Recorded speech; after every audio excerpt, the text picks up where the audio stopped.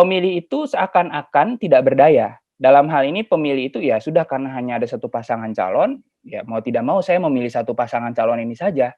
Nah, ini yang saya kira perlu kita tekankan kepada publik. Sekalipun hanya satu pasangan calon, kompetisi itu tetap ada. Bagaimana pemilih membedah secara spesifik program visi misi yang kemudian ditawarkan oleh satu pasangan calon, visi misinya dan programnya sesuai dengan yang diharapkan oleh publik, tidak masalah kemudian publik memilih satu pasangan calon tersebut.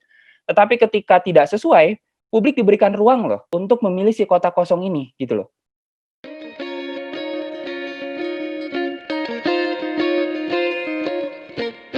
Halo netizen penonton setia YouTube channel Tagar TV, ketemu lagi sama saya, Cory Olivia. Hari ini kita mau bahas tentang Pilkada 2020.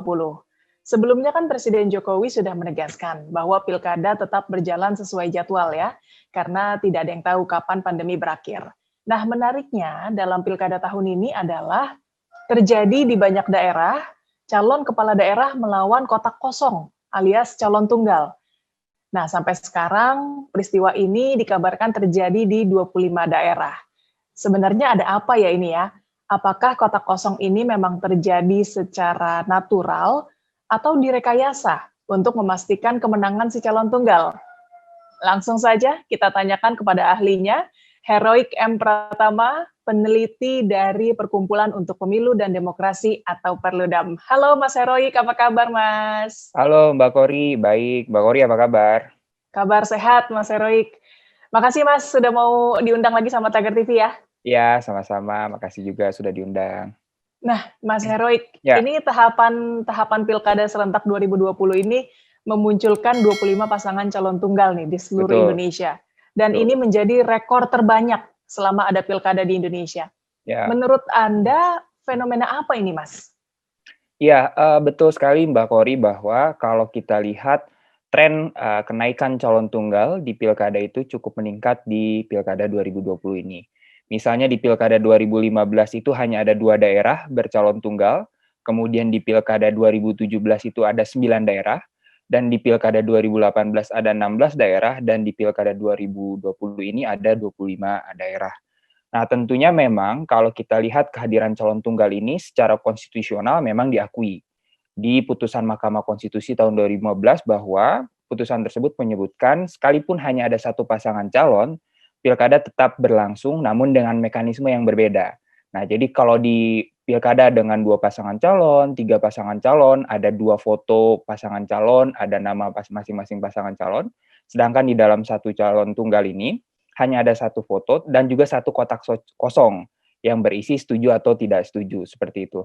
Nah, memang kalau kita lihat kenaikan angka calon tunggal di pilkada ini memang ada beberapa faktor. Nah, kalau kami melihatnya pertama adalah sulitnya syarat untuk mencalonkan diri menjadi calon kepala daerah. Misalnya kalau kita lihat Mbak Cory, di undang-undang sebelumnya, sebelum Undang-Undang 10 2016, di Undang-Undang Otonomi Daerah terdahulu, untuk calon perseorangan itu, untuk maju menjadi calon perseorangan itu, batas dukungannya itu lebih kecil dibandingkan dengan Undang-Undang 10 2016, yaitu angkanya itu kalau saya tidak salah dari 2% sampai dengan 5% basis dukungan untuk mendapatkan tiket maju menjadi calon perseorangan. Nah, tapi di Undang-Undang 10 2016, batas dukungan untuk maju menjadi calon perseorangan itu meningkat dari 6,5% sampai dengan 10% dari jumlah pemilih yang tersedia di dalam satu daerah pilkada. Artinya kan tidak mudah ya untuk mengumpulkan KTP dari masing-masing pemilih dengan batas minimal 6,5% sampai dengan 10% sesuai dengan jumlah pemilih di daerah. Nah, ini yang pertama, artinya kemudian syarat calonnya ini sulit. Nah, yang kedua, untuk maju menjadi pasangan calon kepala daerah melalui jalur partai politik pun sulit.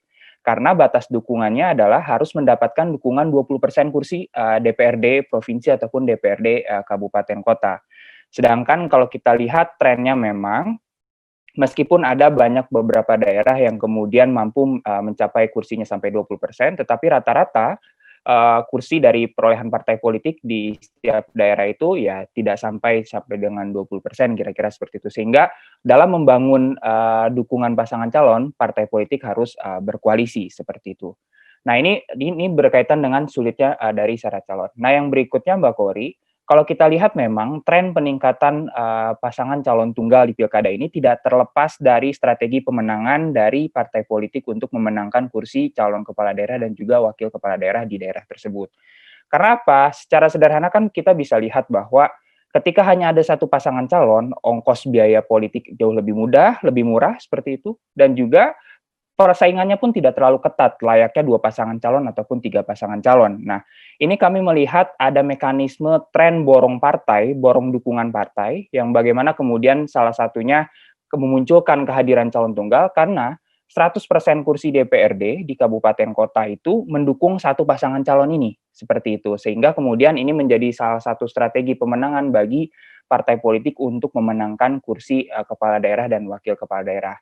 Sebagai contoh misalnya Mbak Kori, kalau kita lihat di Kabupaten Ngawi dan juga Kabupaten Kediri, ini adalah salah satu daerah yang bercalon tunggal, 100% kursi DPRD itu mendukung satu pasangan calon tersebut. Nah, begitu pula di kota Pematang Siantar, itu juga 100% kursi itu mendukung satu pasangan calon. Nah, sehingga memang sulit kemudian untuk menghadirkan pesaing lainnya yang kemudian untuk melawan kota kosong ini, melawan calon tunggal ini. Nah, tapi kalau kita lihat pengalaman pilkada di kota Makassar misalnya di pilkada 2018 lalu, sebetulnya sekalipun calon tunggal, tapi calon tunggal itu tidak berhasil menang seperti itu. Nah, jadi memang sekalipun ini memang kita lihat sebagai tren strategi pemenangan dari partai politik untuk memenangkan kursi kepala daerah dan wakil kepala daerah dengan membuat seluruh dukungan partai politik di DPRD ke satu pasangan calon, tetapi faktanya, realitasnya kita lihat di pilkada sebelumnya, Kota Makassar justru dimenangkan oleh kota kosong, seperti itu. Nah, kalau kalau kota kosong yang menang begitu, itu nanti akan seperti apa itu, Mas? Nah, kalau kota kosong yang menang, kalau kita lihat berkaca dari pilkada Kota Makassar, maka daerah tersebut akan diisi oleh penjabat sementara (PLT) seperti itu ya. Sampai kemudian nanti akan dilakukan pilkada berikutnya di gelombang berikutnya. Seperti Kota Makassar masuk dalam gelombang pilkada 2020, berarti sesama ketika ada kekosongan kepala daerah tersebut, kepala daerah itu diisi oleh pejabat sementara yang kemudian diisi oleh pegawai negeri sipil yang kemudian diatur di dalam undang-undang pemerintahan daerah kita dan undang-undang pilkada kita, seperti itu. Hmm. Mas Heroik, Hmm. benar nggak sih karena mahalnya ongkos politik termasuk beli partai sehingga tidak banyak calon yang muncul dalam pilkada kali ini? Tadi kan Mas Heroik sudah sempat menyinggung soal partai politik. Iya, betul. Nah, ini dia Mbak Kori, ini jadi satu problem klasik bagi partai politik di Indonesia. Kita sebagai pemilih kadang kesulitan gitu ya untuk mengetahui sebetulnya bagaimana sih tata cara rekrutmen di internal partai politik, bagaimana partai politik mekanisme internalnya mengusung satu pasangan calon sehingga menjatuhkan pilihan pada pasangan calon A, pasangan calon B dan seterusnya kira-kira seperti itu. Nah, ini sering disebut sebagai dengan the secret garden of political parties atau jadi kebun rahasianya partai politik mekanisme rekrutmen itu. Sehingga kenapa kemudian kita selalu curiga bahwa apakah ini melibatkan transaksi di dalamnya seperti itu dan atau memang ini memang sengaja ditutup agar kemudian calon kepala daerah yang diusung itu sesuai dengan kehendak dari elit partai. Nah, kalau kita lihat memang Mbak Kori, mekanisme, mekanisme borong partai ini memang kita tidak tahu bagaimana kemudian diskusi di internal partai antar masing-masing partai dalam membangun, koalisi ini. Tetapi tentunya ketika kita lihat pengalaman dari pilkada-pilkada sebelumnya, kita kan sering mendengar tuh ada, mahar politik kira-kira seperti itu ya. Bagaimana untuk, jual beli dukungan kursi, DPRD untuk mengusung satu pasangan calon. Nah, problemnya adalah ketika kita sudah mengetahui hal itu dan publik mendengar isu tersebut, seringkali mekanisme law enforcement di kita itu cukup kurang cukup kuat dalam hal ini memang karena tidak cukup bukti untuk membuktikan hal tersebut salah satunya. Tetapi menurut saya di tengah mekanisme law enforcement kita yang memang harus kita perkuat kembali, tetapi yang harus dikedepankan sebetulnya dari hal ini adalah bagaimana demokratisasi di internal partai itu semakin dikedepankan, sehingga publik bisa tahu mekanisme rekrutmen di internal partai, dan seterusnya. Dan saya kira hal lain yang untuk kita bisa meminimalisir jadi salah satu bentuk rekomendasi kita ke depan ya, agar kemudian tidak ada lagi calon pasangan calon tunggal sekalipun secara konstitusional itu diperbolehkan. Nah, hal lain sebetulnya salah satunya adalah kami di Perludem merekomendasikan untuk mempermudah bagaimana mencalonkan diri menjadi calon kepala daerah dari partai politik ataupun calon perseorangan. Misalnya untuk calon perseorangan kita kembalikan saja syarat dukungannya, syarat batas dukungannya itu seperti undang-undang pilkada sebelumnya di Undang-Undang Otonomi Daerah dari 2% sampai dengan 5%. Pun demikian dengan jalur melalui partai politik. Bagi partai politik yang kemudian ingin mencalonkan, sorry. Bagi partai politik yang ingin mencalonkan, yang ingin maju melalui jalur partai politik pasangan calon kepala daerah tidak perlu syarat dukungannya itu 20%. Tetapi bagi mereka partai politik yang punya kursi DPRD kabupaten kota dan juga DPRD provinsi berapapun itu bisa mencalonkan seperti itu. Nah, memang satu sisi ada sisi positifnya dari syarat dukungan 20% ini. Kan setiap peraturan daerah yang kemudian diusulkan oleh kepala daerah baik gubernur, bupati, wali kota itu kan harus mendapatkan persetujuan dari DPRD-nya. Layaknya presiden yang kemudian mengusulkan undang-undang, dia harus mendapatkan persetujuan dari DPR RI. Dan ini pun berlaku di level daerah. Nah, syarat 20% ini memang bisa jadi modal awal bagi partai politik untuk mendapatkan dukungan di parlemen sehingga perda yang dia usulkan itu dapat disetujui oleh DPRD. Tetapi faktanya sistem kepartaian kita ini cair gitu loh. Pola koalisi ini bisa terjadi sebelum pemilu, ketika pemilu, dan pasca pemilu. Nah, jadi sebetulnya sekalipun misalnya si kepala daerah ini mendapatkan dukungan minoritas, dia dapat membangun koalisi pasca pemilu yang kemudian untuk mendukung perda-perda yang dia usulkan. Sehingga signifikansi dari syarat 20% ini menurut kami tidak terlalu relevan ketika memang ingin membuat efektivitas pemerintahan daerah di level daerah dalam proses formulasi kebijakan. Nah, untuk itu bagi kami mengusulkan untuk mempermudah syarat calon partai politik, calon kepala daerah melalui jalur partai politik dengan menghilangkan angka 20% tersebut, sehingga partai politik yang punya kursi di DPRD dia bisa mencalonkan. Nah, ada juga misalnya usulan lainnya, salah satunya adalah untuk meminimalisir kehadiran calon tunggal dengan membuat batas maksimal koalisi misalnya, apakah 50% ataukah 60%. Tapi menurut kami lebih baik sebetulnya tidak perlu ada batasan tersebut, tidak perlu ada syarat minimal dukungan 20%, tetapi lebih baik bagi mereka partai politik yang punya kursi DPRD dipersilahkan untuk mencalonkan diri, mengajukan pasangan calon kepala daerah, seperti itu. Apakah ini bisa disebut dengan oligarki partai politik, Mas Heroik? Ya, betul sekali, Mbak.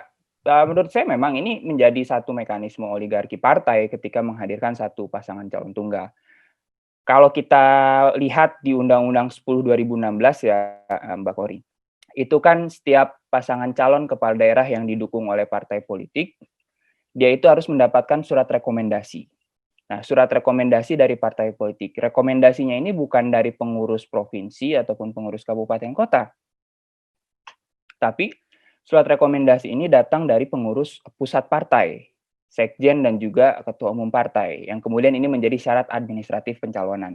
Nah, artinya kan dari sini mekanisme desentralisasi di partai politik, mekanisme rekrutmen partai politik secara demokratis yang harusnya dilakukan di level provinsi di mana pemilu kada itu berlangsung, dan juga di level kabupaten kota di mana pemilihan bupati dan wali kota itu berlangsung, kemudian ditarik ke level pusat seperti itu. Artinya kemudian kewenangan partai politik di level daerah untuk melakukan rekrutmen politik sepenuhnya ditarik menjadi kewenangan di level pusat. Nah, hal ini kan mencerminkan mekanisme oligarki di internal partai, yang artinya memang ke depan Undang-Undang 10 2016 ini seharusnya mekanisme rekrutmen itu bisa memberikan mekanisme yang terdesentralisasi bagi pengurus partai di level daerah dan juga mengedepankan demokratisasi di internal partai. Misalnya saya contohkan di beberapa negara lain misalnya, Mbak. Di beberapa negara lain, dalam mekanisme rekrutmen kepala daerah, bahkan calon legislatif, itu seperti di Amerika Serikat, ada yang disebut dengan mekanisme primary election, atau pemilihan pendahuluan di internal partai. Nah, ini melibatkan anggota partai, bahkan juga melibatkan publik secara umum. Bagi open primary, itu publik secara umum bisa ikut memberikan suaranya untuk menentukan siapa yang akan dicalonkan oleh partai politik tersebut. Nah, sedangkan bagi close primary, itu hanya khusus bagi anggota-anggota partai politik yang bisa memberikan suaranya untuk menentukan siapa yang akan dicalonkan oleh partai politik. Nah, hal ini kan menjamin mekanisme demokratisasi di internal partai dan juga membuat batasan bagi oligarki untuk hadir dalam penentuan rekrutmen ini. Nah, saya kira di Indonesia hal ini bisa saja dilakukan. Apakah kemudian nanti akan melalui mekanisme konvensi partai, apakah melalui primary election atau pemilihan pendahuluan di internal partai. Jadi mekanisme-mekanisme demokratisasi di internal partai, mekanisme rekrutmen politik yang demokratis itu sebetulnya sudah banyak tersedia dan sudah dilakukan oleh banyak negara seperti itu untuk meminimalisir dan juga untuk membatasi kehadiran oligarki di internal partai. Tinggal kemudian apa yang ingin kita kedepankan untuk mekanisme demokratisasi di internal partai dalam pemilihan kepala daerah ini. Seperti itu, Mbak. Nah, sejauh ini Mhm. Mas Heroik menurut pandangan Anda, apakah memang, parpol di Indonesia ini sangat bersikap pragmatis, di mana Mhm. yang berani bayar mereka Mhm. usung dengan mengabaikan hak rakyat gitu yang punya pilihan? Iya. Tentunya seperti ini, kan kita kalau, ngomong pragmatis itu harus, kita harus lihat indikator-indikatornya seperti apa. Tetapi seperti ini, saya ingin mulai dari definisi dari partai politik itu kan sekumpulan orang yang terorganisir, memiliki ideologi yang sama, yang berorientasi pada kekuasaan, seperti itu melalui pemilihan umum. Jadi memang orientasi partai politik itu adalah berkuasa melalui pemilihan umum, karena itu menjadi, lingkungan hidup mereka. Partai politik hadir karena memang untuk menjadi peserta pemilu dan untuk berkuasa menjadi, calon kepala daerah, legislatif, bahkan presiden, seperti itu. Nah, yang menjadi persoalan adalah bagaimana cara mereka untuk mendapatkan kursi kekuasaan ini di level, kepala daerah. Nah, problemnya adalah memang kita dihadapkan dengan beberapa persoalan, Mbak. Tadi yang pertama saya sebutkan bahwa kita dihadapkan dengan persoalan, demokratisasi internal partai yang masih, menjadi PR utama. Nah, yang kedua adalah kita dipersoalkan dihadapkan dengan biaya politik yang tinggi. Nah, kehadiran calon tunggal ini, menurut, asumsi kami adalah ini menjadi salah satu praktek tata cara yang dilakukan oleh partai politik agar kemudian biaya kampanyenya itu tidak terlalu, besar gitu ya. Karena hanya ada satu pasangan calon, sehingga dia tidak perlu bersusah payah mengeluarkan uang banyak, tinggal hanya meyakinkan pemilih saja. Nah, problem yang ketiga adalah ketika untuk mendapatkan tiket dukungan partai, karena tadi yang mekanismenya yang tertutup dan kita tidak tahu, nah ini dia, apakah kemudian ada transaksi politik di dalamnya, apakah ada jual beli dukungan di dalamnya, yang ini kemudian sulit kita lacak. Nah, memang bagi saya kemudian ketika memang, kita untuk meminimalisir kehadiran pasangan calon tunggal dan juga meminimalisir pragmatisme politik yang dimiliki oleh partai politik, ya salah satu caranya adalah bagaimana kemudian demokratisasi internal partai itu mampu bekerja, bukan hanya berdasarkan diatur oleh secara voluntari di internal partai, tetapi bagaimana undang-undang partai politik, undang-undang pilkada kita, dan juga undang-undang pemilu memaksa partai politik untuk mencerminkan dan menanamkan nilai-nilai demokratis di internal partainya melalui mekanisme rekrutmen yang terbuka dan juga transparan, seperti itu. Tapi kalau menurut Anda sendiri Mas, Mhm, demokratis nggak sih sebenarnya ketika ada pasangan calon melawan ya, kotak kosong? ya. Nah, kalau kita lihat dari konteks legal framework-nya ya, Mbak, kan ini sudah putusan dari Mahkamah Konstitusi, yang artinya Mahkamah Konstitusi secara konstitusional memperbolehkan, kehadiran satu pasangan calon, bersaing di satu, daerah, seperti itu. Nah, kalau kita lihat dari konteks demokratis, nah problemnya adalah seperti ini, ketika satu pasangan calon ini maju, seperti itu, yang membedakan dengan daerah lainnya adalah mereka bersaing dengan pasangan calon lainnya. Seperti itu. Nah, sedangkan si satu pasangan calon ini dia bersaing dengan satu kotak kosong. Nah, demokratis atau tidaknya kan ketika kemudian ada ruang persaingan yang setara bagi satu pasangan calon dan juga bagi si kotak kosong ini, seperti itu, gitu ya. Nah, ketika kotak kosong ini diberikan ruang untuk ikut bersaing, gitu ya, secara setara dalam hal ini meskipun hanya ada satu pasangan calon tetapi satu kotak kosong ini misalnya lebih berdaya juga seperti itu, nah itu bisa kita bilang demokratis-demokratis saja. Nah, namun persoalannya adalah seringkali di dalam satu pasangan calon tunggal ini, Mbak Kori, pemilih itu seakan-akan tidak berdaya. Dalam hal ini pemilih itu ya sudah karena hanya ada satu pasangan calon, ya mau tidak mau saya memilih satu pasangan calon ini saja. Nah, ini yang saya kira perlu kita tekankan kepada publik. Sekalipun hanya satu pasangan calon, kompetisi itu tetap ada. Artinya kompetisinya adalah di internal si pemilih itu sendiri. Bagaimana pemilih membedah secara spesifik program visi misi yang kemudian ditawarkan oleh satu pasangan calon ketika memang sesuai dengan visi misinya dan programnya sesuai dengan yang diharapkan oleh publik, tidak masalah kemudian publik memilih satu pasangan calon tersebut. Tetapi ketika tidak sesuai, publik diberikan ruang loh, diberikan ruang untuk memilih si kotak kosong ini gitu loh. Nah, problemnya memang undang-undang pilkada kita itu tidak secara spesifik mengatur misalnya, kan kalau dua pasangan calon, kedua-duanya boleh kampanye. Nah, sedangkan di satu pasangan calon, kotak kosong ini boleh kampanye tidak sih? Nah, ini yang jadi satu PR kita ke depan. Nah, termasuk juga siapa yang kemudian mewakili kota kosong. Nah, kalau saya tidak salah di pilkada sebelumnya itu ada yang melakukan perselisihan hasil pemilu yang mengatasnamakan kota kosong. Kalau saya tidak salah di pilkada 2015 atau pilkada 2017. Tapi kemudian legal standing-nya tidak diterima gitu loh. Nah, artinya memang ke depan kalau memang kita ingin lihat apakah seberapa demokratis, seberapa kompetitif di dalam satu pasangan calon ini, artinya kota kosong itu harus punya treatment yang sama layaknya pasangan calon tunggal ini gitu loh. Dia diberikan kewenangan untuk berkampanye, dia diberikan kewenangan untuk melakukan perselisihan hasil. Nah, karena kan mau tidak mau kota kosong ini peserta pemilu juga. Nah, sayangnya memang undang-undang pilkada kita belum secara spesifik mengatur hal tersebut gitu ya Mbak Kori. Dan persoalan lainnya adalah ketika seseorang mengkampanyekan kota kosong misalnya, ini dianggap sebagai mengkampanyekan golput gitu loh. Nah, sedangkan golput di dalam undang-undang pilkada kita itu bagi mereka yang mengkampanyekan golput itu ada sanksinya, ada mekanisme penegakan hukum pemilunya di sana. Nah, artinya memang kemudian ini jadi dilematis tersendiri. Sepemahaman saya ya, KPU di PKPU-nya itu tetap harus memberikan fasilitasi bagi kota kosong ini gitu loh. Tapi di sisi lain KPU pun saya kira dilema karena jangan sampai kemudian satu sisi KPU punya PR untuk meningkatkan angka partisipasi politik, di sisi lain ketika dia memfasilitasi juga kota kosong nanti dianggap mengkampanyekan golput, pun demikian dengan pemilih. Jadi memang PR kita ke depan adalah bagaimana menciptakan arena yang setara gitu loh antara calon tunggal ini dengan si kota kosong seperti itu. Apakah Perludem punya semacam blueprint bagaimana agar sistem pilkada di Indonesia bisa berjalan dengan demokratis dan memenuhi prinsip dasar sebagai kedaulatan rakyat, Mas? Ya, kalau kita lihat standar pemilu demokratis itu banyak ya Mbak Kori. Tapi paling utama adalah dia meningkatkan partisipasi politik dan menjaga hak politik bagi pemilih dan juga hak politik bagi peserta pemilu dan terciptanya ruang persaingan yang setara, adil, imparsial seperti itu ya dan penyelenggara pemilu yang profesional seperti itu. Nah, namun dalam kasus pasangan calon tunggal ini menurut kami ya, ke depan memang mau tidak mau kita harus menata ulang desain pilkada kita.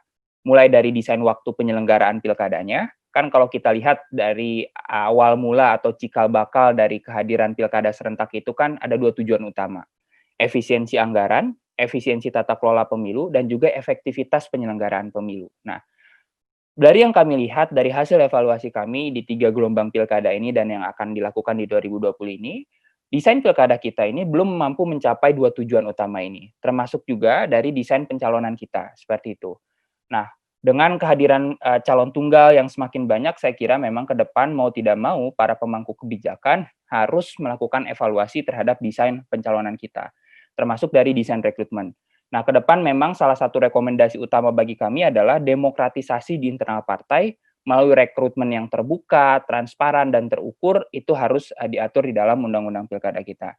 Yang kedua, syarat untuk maju menjadi calon perseorangan itu harus dipermudah. Yang ketiga, syarat maju melalui partai politik pun harus dipermudah, seperti itu. Tidak perlu ada ambang batas dukungan 20%, tapi bagi mereka partai politik yang punya kursi DPRD, baik di DPRD Kabupaten Kota dan DPRD Provinsi bisa mencalonkan. Sehingga harapannya calon tunggal ini tidak terjadi seperti itu, Mbak Wai. Jadi memang untuk khusus calon tunggal ini bagi kami rekomendasi utamanya adalah demokratisasi di internal partai dan kemudahan bagi partai politik dan juga calon perseorangan untuk mengajukan diri menjadi calon kepala daerah dan calon wakil kepala daerah. Seperti itu, Mbak Kori. Baik, Mas Heroik, terima kasih untuk penjelasannya. Semoga pilkada serentak tahun ini bisa berjalan dengan lancar ya. Lancar dan juga sehat gitu ya. Iya. Oke, netizen, demikian perbincangan saya bersama Heroik M. Pratama, peneliti dari Perkumpulan untuk Pemilu dan Demokrasi atau Perludem. Subscribe YouTube channel Tagar TV dan klik loncengnya juga untuk mengikuti video menarik membahas topik terhangat hanya untuk Anda. Dan yang paling penting, tetap di rumah netizen, kalaupun Anda harus keluar rumah, ingat juga 3M, memakai masker, menjaga jarak, dan mencuci tangan. Saya Kori Olivia dari Tagar TV.